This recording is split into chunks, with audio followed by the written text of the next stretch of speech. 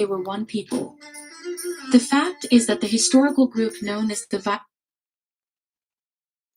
Hi, welcome to my channel. So, the life secret, I would like to talk about the which country where they have their original Viking blood. As I concerned about the Viking series, really interesting. So the way they are culture and how they fight, how they travel, and philosophy. I would like to um present. as if they were one people.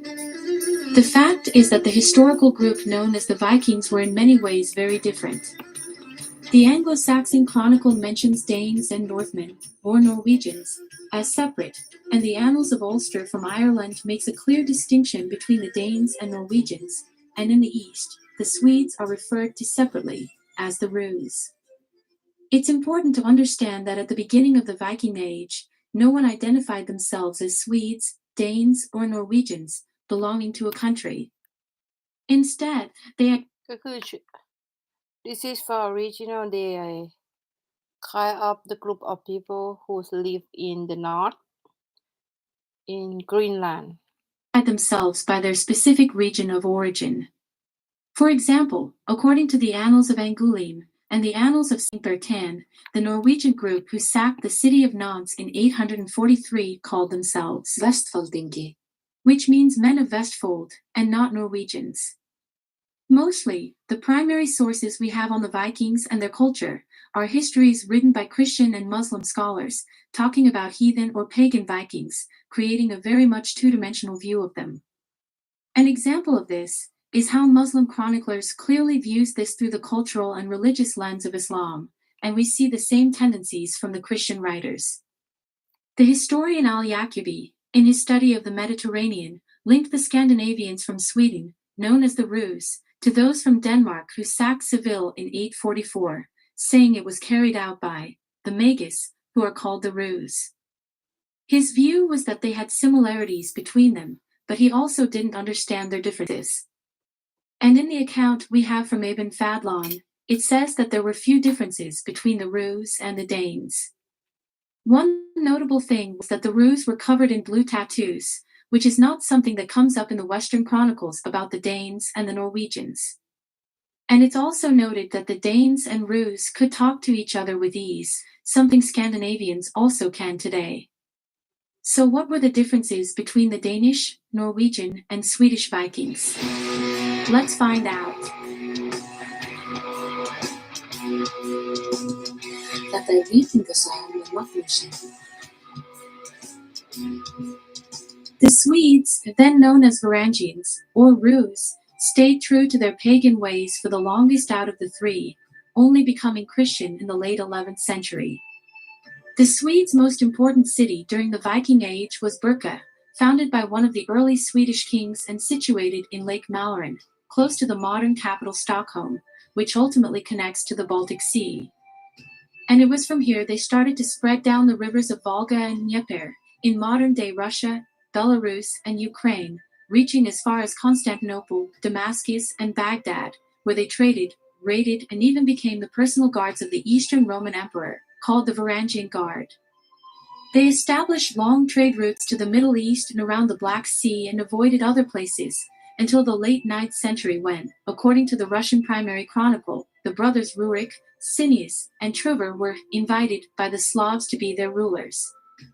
Why and how this event occurred is unclear, but most historians believe this was a capitulation by the Slavs, after years of raids. The name Rus comes from an Old Norse word meaning, the men who row. The earliest sources mentioning the Rus come from the beginning and middle of the 9th century from Byzantium, Persia, and France. All of them describe the Persia and Slavs and the France. Rus as two distinct Slavic groups, people with the from Rus dominating the Russia. Slavs. But later, Slav. the chronicle doesn't distinguish between the Slavs and the Rus to the same degree, meaning that the Swedish Vikings seems to have assimilated quickly, much like the Viking Slav is the people in Russia, and the Rus is people in Ukraine. So they are moving from maybe from Sweden. That the first Viking visit the mainland. Normandy, where they spoke French and adopted French customs and traditions within a generation. They were excellent explorers and tradesmen, but simply not as violent as the other types of Vikings. I'm speaking in relative terms here. They terrorized many along the Baltic. And this is something many people misunderstand about the Vikings and how they operated. The Vikings didn't necessarily go out to either trade or plunder. They were pragmatic and were open for both, of course. This depended on what the Vikings believed would be the smartest and most profitable way to proceed. If the forces they were up against were stronger than them, or if they knew that an attack on a place would spawn a strong military reprisal, they would of course not attack. They were opportunistic, smart, and just as cunning as their god Loki. Other things that seemed to be unique to the Swedes were their grooming habits. Their coloring of their faces with blue paint, among other details, stands in contrast to the Danes and Norwegians. Something the Frankish chronicler Rimbert also recounts after his travel to Sweden, where he describes the unusual and shocking religious rituals of the Swedes at Uppsala, including human sacrifice. However, how different they were from their Danish and Norwegian cousins from a cultural and spiritual standpoint is still debated among historians. It is hard to say anything for sure, as the sources in question have disagreements that undermine their credibility. Swedes ultimately held on to the Viking lifestyle the longest, and was the last of the three Scandinavian kingdoms to abandon the Old Norse gods and convert to Christianity. Even though the Swedes mostly operated in the east, they also journeyed and conquered land and riches in England, France, Spain, and Italy. The Viking Age began with raids on a Christian monastery in 791 and in 793 at Lindisfarne. These raids, that started the Viking era, are believed to have been done by Norwegian Vikings, but like many things about the Viking world, we cannot say this for sure. The uniting of Norway to a single country supposedly happened in 872 by Harald Finehair, but most historians agree that his domain didn't include some parts of central and northern Norway. The first king to rule the entire Norway was a Dane, Canute the Great, but Norway was then a part of the great Nordic Empire he had created, and Norway as a single country with only one king didn't happen until Magnus the Good became king in 1035 AD. The reason for the late unification was that Norway was a very difficult country to rule. It has steep cliffs, deep fjords, waterfalls, and huge mountain ranges that you need to negotiate in order to reach people. And Norwegians have always been a fiercely independent people, feeling strong connections to their local community, rather than to a king that lives hundreds of miles away. The succession to the throne system is an important key to understand the political development in Norway during the Viking Age. In Norway, the main rule was that all sons of former kings could inherit the kingship.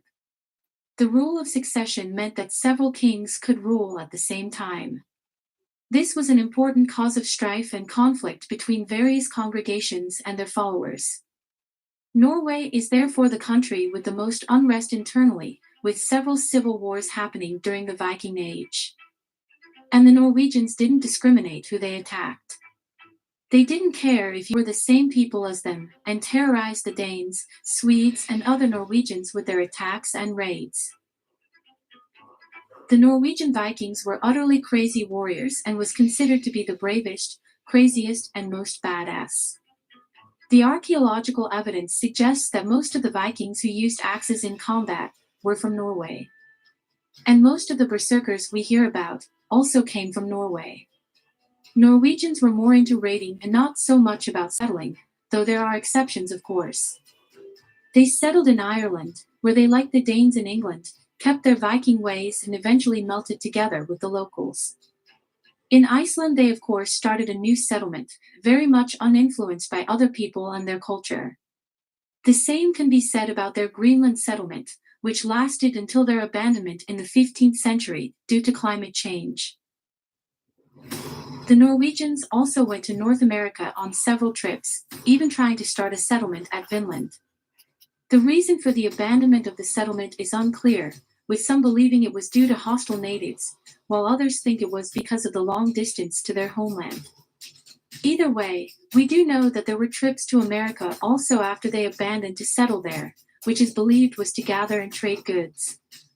The Norwegians are also considered to be the best shipbuilders, something that became evident when the Oseberg ship was found in Norway, built as early as the start of the 9th century.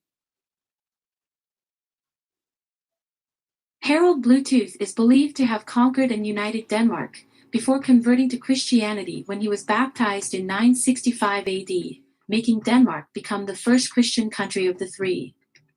His runic commemoration of that epic event in Denmark's history is the first time scholars have found written evidence of the word Denmark being used, although they believe the name was commonly used before that.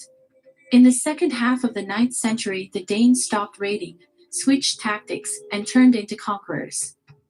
In 865 the Danes invaded England, which was then divided into 3 kingdoms, but by 874, only the southernmost kingdom remained in Anglo-Saxon hands. But later, King Alfred defeated the Danes, and in 879 Alfred and the Danish leader, Guthrum made a treaty. England was divided between them, and Alfred became the first of only 2 kings of England to be given the title, the Great, after his death. The Danes, unlike the Swedes, did not assimilate, but kept many of their distinct cultural characteristics, and where they settled, in this way became a melting pot between the Viking and the Anglo-Saxon cultures. But in Francia, modern-day France, one could argue that the Danes were even more successful. Rollo the Walker was in 911 made into French aristocracy in order to stop the Viking raids on French soil. There were a total of 13 attacks on Paris, mostly by Danish Vikings, but after Rollo was given Normandy, which of course is named after the Vikings, he was able to stop the raids. We don't know the nationality of Rollo for sure. He is named as a Norwegian in some chronicles and as a Dane by other sources. However, most of the Vikings he brought with him to France, we know were Danes, so many historians lean towards a Danish origin for Rollo. His descendant, Willem the Bastard, or William the Conqueror as he preferred to be called himself, would later invade England in 1066 and became the new ruler of that island. But the most famous of the Danish Vikings were of course Canute the Great.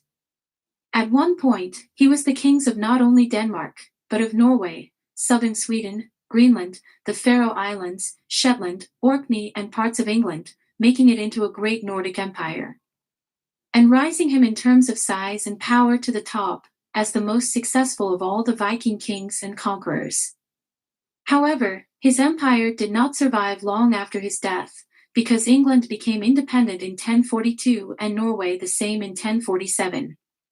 Canute is the second and last English king in history who've been awarded the title, the Great, after his death. Of the 3 countries, Denmark is without a doubt the one under the hardest pressure from other rulers. To the north they had the Swedes, but also the Norwegian Vikings, who didn't discriminate who they attacked. They frequently raided the Danish coast and plundered merchant ships, both going to and from Denmark. But also from the south where the Holy Roman Emperor, who dominated big parts of Europe at the time, was pushing his own interests. So in this way, the Danes were the stronger of the Vikings, both in political and military power.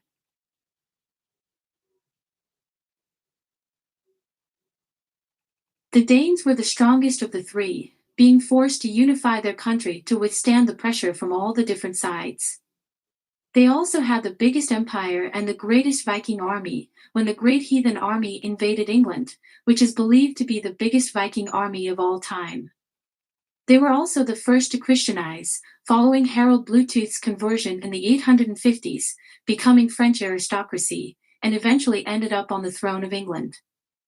The Danes were also settlers and made their mark on British culture and language, and about 700 original Scandinavian words are still in use in standard English, although many more can be found in dialects from around England. The Swedes chose a different strategy and assimilated into the Slavic people when becoming their rulers, even giving the people and country they made their new home a name, Russia. They seem to have focused more on trade than the other two, but also ending up as far as the Middle East, and giving name to the East Roman Emperor's personal guards, the Varangian Guard, though the most famous Varangian Guard was Harald Hardrada, who was Norwegian. Although we certainly cannot trust the Norse sagas as factual in all cases, they do attribute many of the Viking Age heroes to Sweden. However, these are the semi-mythical rulers of Sweden during the Viking era, among whom we find Bjorn Ironside and Eric Segersol, but also straight-up gods such as Odin, Gylf, Njord, and Frey, so this has to be taken with a grain of salt. The most famous Viking is of course Ragnar Lothbrok, who is believed to have come from Sweden, but he is mostly famous because of a TV show, not so much for his achievements. Without the show Viking's great success, Canute the Great and Harald Hardrada would be the two contenders for that title instead. The reason we hear less about Swedish Vikings is because they traded more than they plundered, and in this way didn't get the same reputation as their Scandinavian counterparts. But also because they quickly assimilated into their new culture, not insisting on keeping their old ways in the same way as the Danes and Norwegians. The Swedes, or the Rus, even gave their name to a country, Russia. The name might come from a small area in Sweden, called Roslagen, northeast of Stockholm. The Norwegian Vikings are said to be the bravest, fiercest, and the most crazy Vikings of the three, with famous and brutal warriors like Eric Bloodaxe, Harald Hardrada, Saint Olaf Haraldsson, Eric the Red, and of course Freydis Eriksdotter. The Norwegians attacked everybody and anybody, leading to many civil wars or internal struggles that split the country for centuries, making it difficult to unite under one ruler. They were also the most pioneering and adventurous, sailing to Iceland and Greenland where they settled successfully, but were less successful in America, where they gave up after a few tries. They settled Ireland and England in the same way as the Danes did, settling in Normandy, and would later melt together with the Anglo-Saxons, Franks, and the Irish. Norway is also where we have most of the state churches, where many of the mythical people and creatures are said to have lived, and of course where most of the berserkers came from. No matter which country the Vikings came from, history has taught us one thing: you wouldn't want to meet any of them without a well-prepared army.